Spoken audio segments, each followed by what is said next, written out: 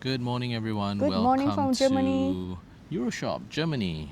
So, this will be episode 1 of our retail podcast with myself and Pamy. So, we thought this would be our first episode. So, a little bit of overview about Euroshop in case you're tuning in for the first time, you don't know what it's about. It's basically the world's biggest retail trade show. It's everything from whatever you need for designing stores, whether it's supermarkets, your shelf fittings, your fashion, Your restaurants, your cafes. your technology that goes into it, everything related to retail. So we're going to bring you some of the highlights today, and looking forward to share with you more. So see you soon. All right, Tim, let's go. Let's go.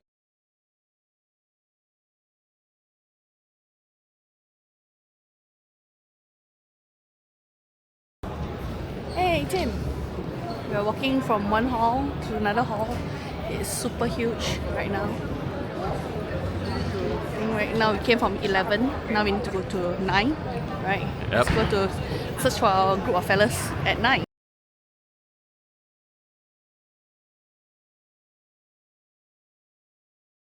So there's also Euroshop together with CIS. CIS is like the retail tech part of it.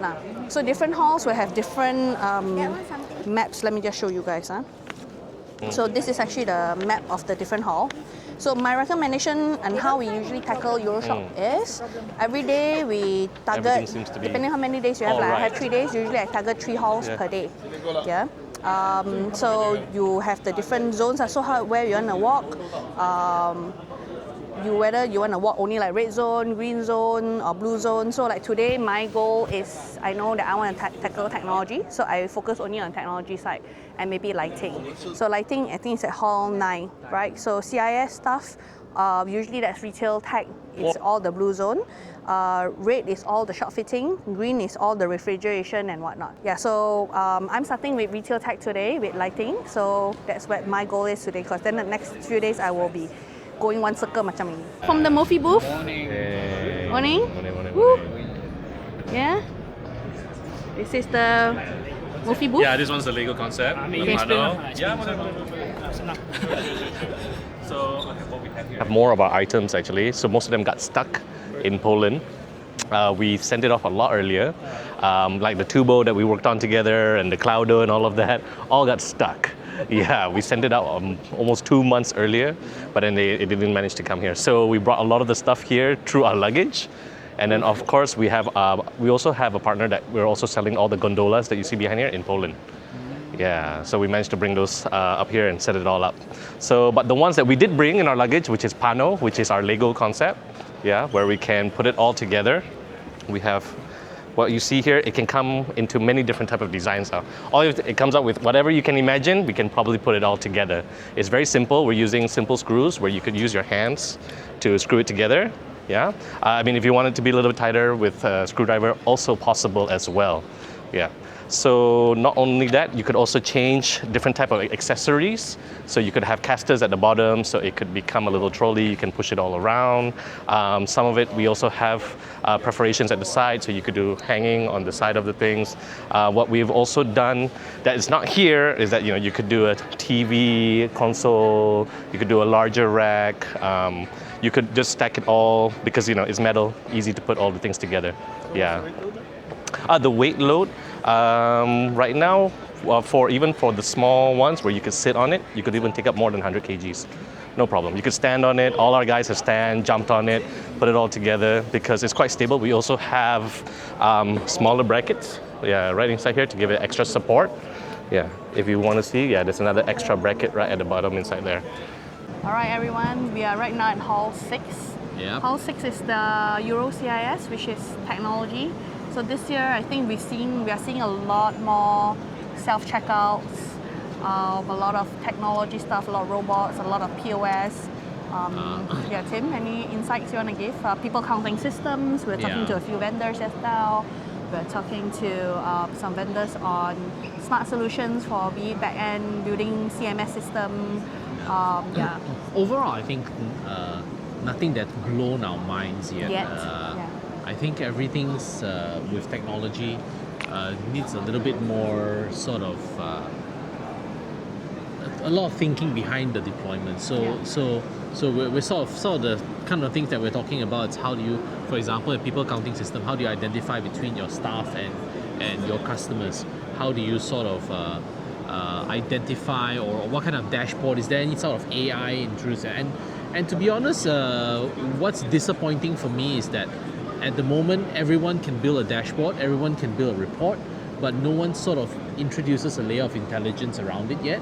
So I think that's where we still see the opportunities. So there's a lot of data input, but unfortunately no one's really registering the output. So that's pretty much still on you as the retailer to figure out yourself. But then again, we're still stuck in Hall 6, which is just the first hall Yeah. for retail tech, right? Yeah, as and when we've been here for 2 hours and Correct. we're still talking to very interesting things. A lot of, It's good to see that it's things good are to still see. developing. I think we're asking more in-depth questions Yeah, this yeah. time round. Yeah. Yeah, so we'll definitely as the day progresses, we'll sort of highlight some more interesting solutions.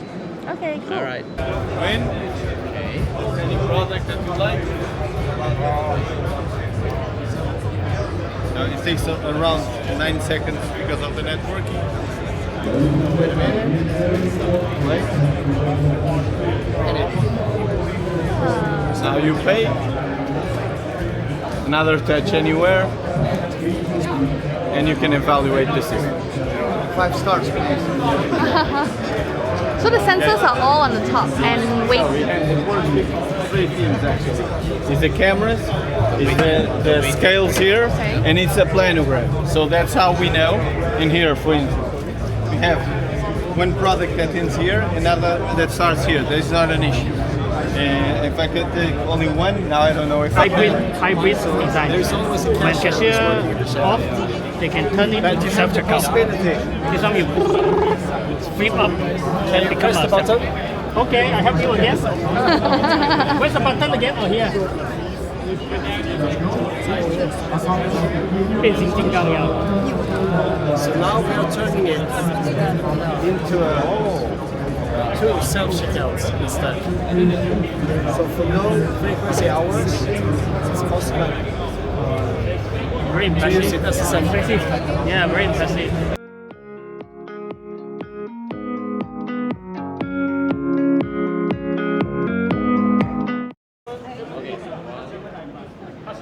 All right, welcome to Euroshop, and I'm here at the Mofi booth.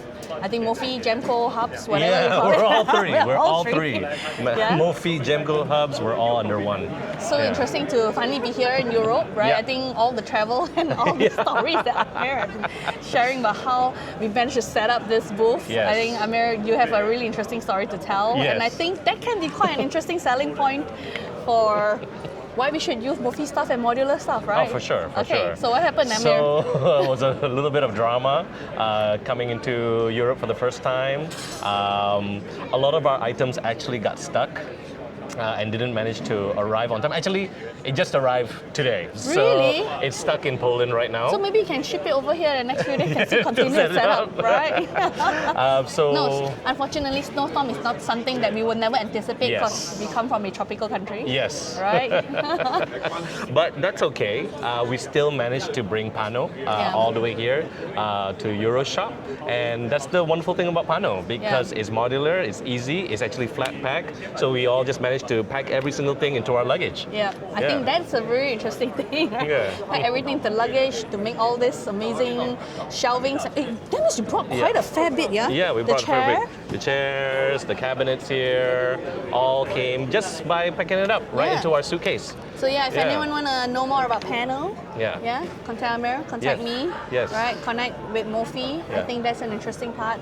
And yeah, I think Euroshop has a lot of offer, but at least this story about you flat packing it, Yeah. it's something that's only unique to Mofi Yeah, and to yeah, ourselves, yeah. right? Yeah, it does. No one probably. No questions. And no question no asked question right now. asked. We're totally okay. Managed to bring it through immigration. They were like, Yeah. "What are these shelvings?" And they're like, Yeah. "Okay, bring it in." Right, cool. No Yeah. tax, right? No. Yeah, Yeah, so okay. interesting. So yeah, anytime, even small setup, big setup, Yeah. not a problem. Easy easy to do. All right. So Yeah. Amir, I wish you guys all the best Thank for you. the Euroshop for the next few days. Thank you, If thank you want you. to continue setting up more stuff. Yeah, we still can. Yeah, right. Let me know. Awesome. Yeah. All right. So we'll catch up again. Okay. So we'll do more feature once we have more people coming. For sure, into for sure. Euroshop. Yeah. Okay. Okay. Cool. Cool. All right. Awesome. Bye. Awesome. Bye.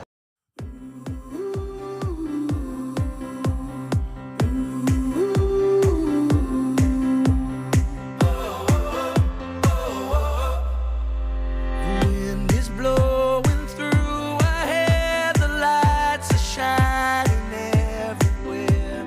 From up above and down below, we fall into the afterglow. So now, this is the perfect night tonight. It's now or never. Come on, let's light up the sky.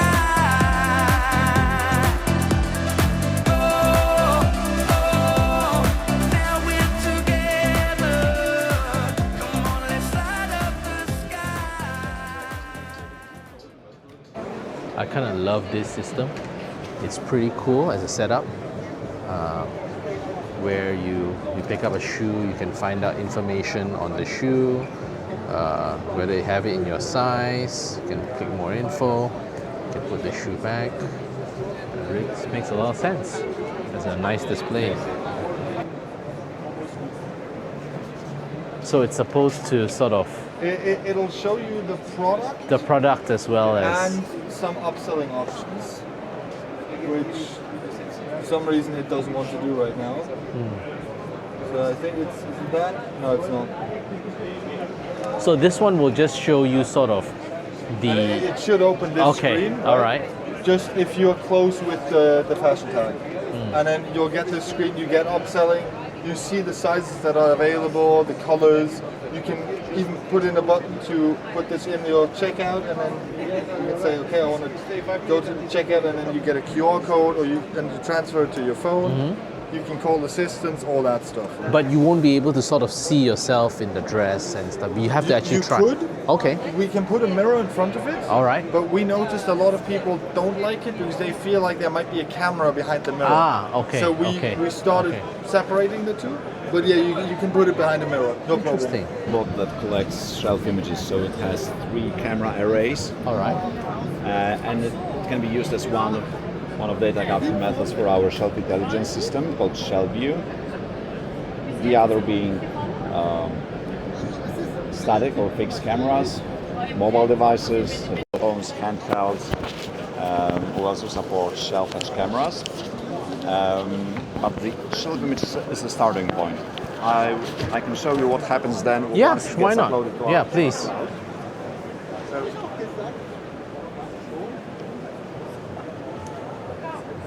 Once this will be very difficult to notice for a store associate because it says 24th of February, and probably most people would be okay. This is fresh, but it's 2025, so it's expired. Yeah, that's true. We can also very quickly calculate the mark for items that are about to expire, right? So we take off the cognitive load from the store associate, and they can just scan multiple items very quickly. Hey everyone, we are finally back to the apartment from day one. Want to start off with a sort of recap of what we saw today and an end to episode 1. So Pamy, you want to go first? What do you see today? Yeah, sure. So basically today we just covered technology hall. Even that was like a big walk. Legs are all tired. It's actually about 3 halls, but not necessarily everything that we walked was interesting. There are some things that's relevant to what we do and some things that are not. But I think generally, I think Tim and me, we saw a lot of, this year we saw definitely self-checkout is on the rise because every other booth in the technology hall was about self-checkouts, then talking about electronic shelf tags, then we talk about digital screens. But I think also another big thing about Euroshop for under tech side, the categorize is actually recycling. Because I think in Europe, recycling is a very big thing because everything to do with energy is, to them, it's very precious. So they're trying to reduce cost on waste. So waste management is a very big thing. So yeah, so essentially I think that's what we saw on tech side today. I think Tim also walked the other halls. By the time I think end of the day, I was like so tired already. Yeah, so generally my assessment was self checkouts everywhere, payment post systems are everywhere.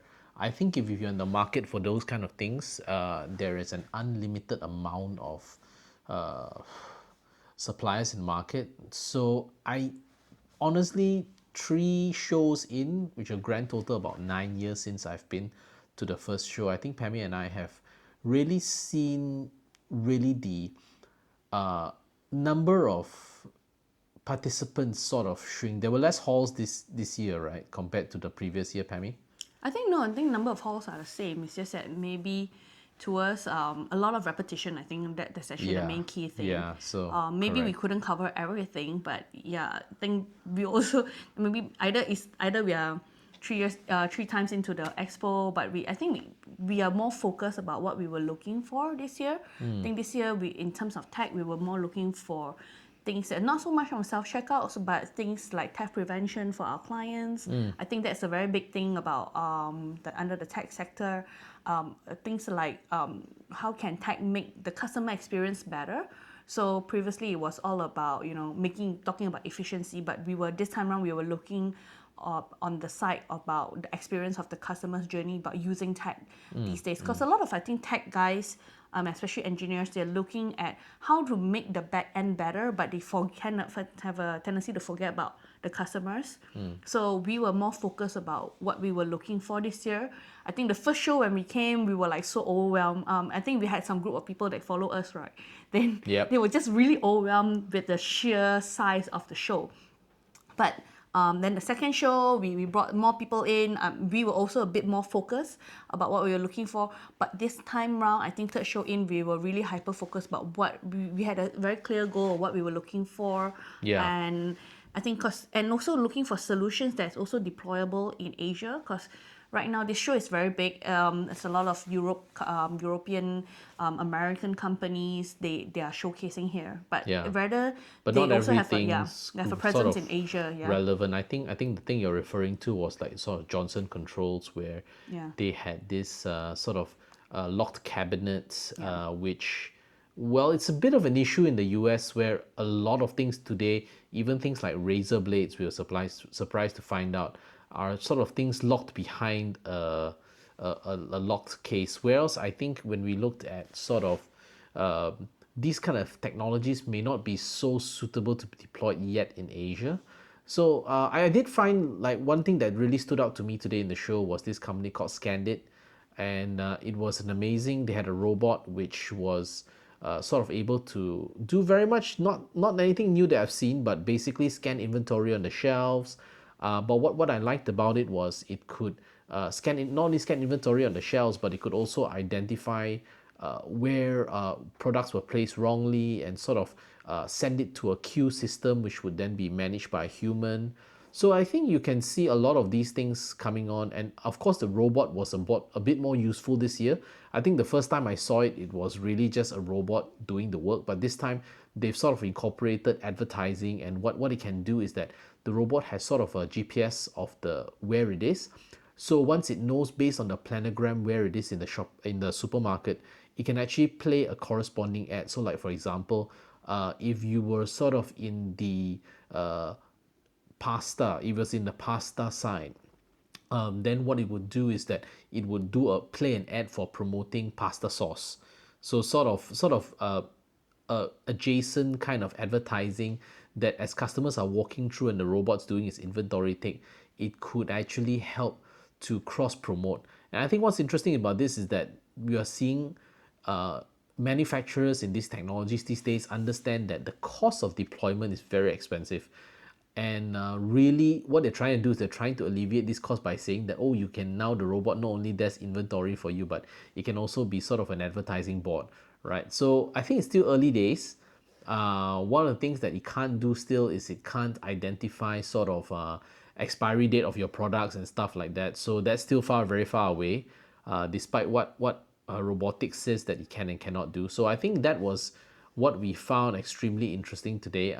So as the day ends, I think we'll bring you more tomorrow. But this was basically our take on the first day of just the technology sector, which was in my personal opinion rather underwhelming because we saw a lot of the same technologies, but there were some standouts. So I'm gonna sort of highlight that as we go along. But yeah, no technology is talking about AI also. Of course, right now we're talking about using AIs on like CCTVs and whatnot. Yep. Those are also a big thing right now.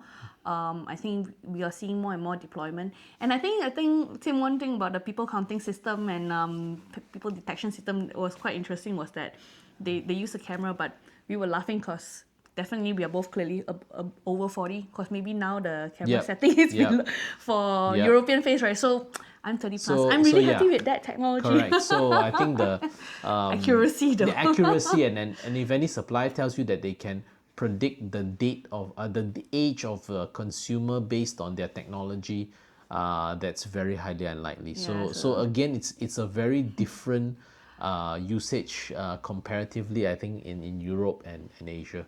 So overall, tune in for more tomorrow, and we'll have more coverage of day 2 of the Euroshop 2026. See ya. Now off the beer.